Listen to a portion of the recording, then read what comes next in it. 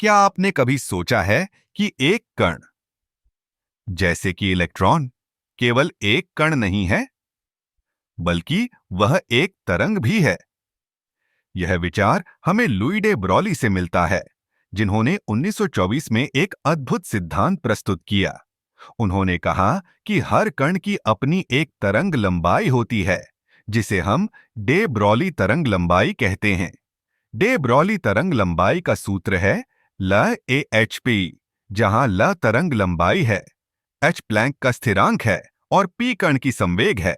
संवेग, जिसे हम गति के संदर्भ में समझते हैं, वास्तव में कण की गति और उसके द्रव्यमान का गुणनफल होता है।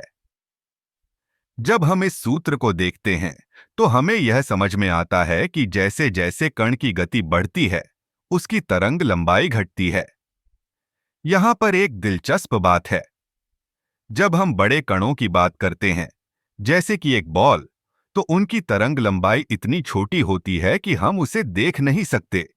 लेकिन जब हम सूक्ष्म कणों की बात करते हैं, जैसे कि इलेक्ट्रॉन, तो उनकी तरंग लंबाई इतनी बड़ी होती है कि हम इसे अनुभव कर सकते हैं। डे ब्रॉली के इस सिद्धांत ने क्वांटम यांत्रिकी में एक नया मोड़ दिया।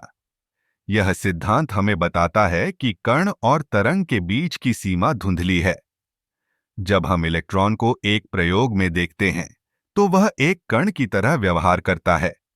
लेकिन जब हम उसे एक अन्य प्रयोग में देखते हैं, तो वह तरंग की तरह व्यवहार करता है। इस सिद्धांत का एक और महत्वपूर्ण पहलू है, जिसे हम डुअलिटी कहते हैं। यह हमें बताता है कि कणों का व्यवहार तरंगों की तरह भी हो सकता है। उदाहरण के लिए, जब हम इलेक्ट्रॉन को एक स्लिट के माध्यम से भेजते हैं, तो वह एक तरंग की तरह फैलता है और इंटरफेरेंस पैटर्न बनाता है। यह हमें यह सोचने पर मजबूर करता है कि क्या हम वास्तव में कणों को समझते हैं या नहीं।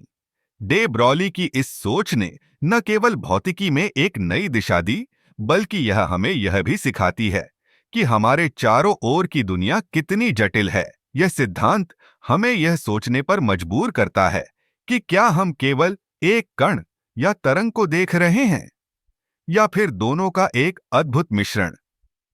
इस तरह डे ब्रॉली तरंग लंबाई का सिद्धांत हमें यह समझने में मदद करता है कि भौतिकी की दुनिया कितनी अद्भुत और रहस्यमय है। यह हमें यह भी सिखाता है कि हर चीज में एक गहराई होती है, जिसे समझने के लिए हमें अपने दृष्टिकोण को बदलना होगा।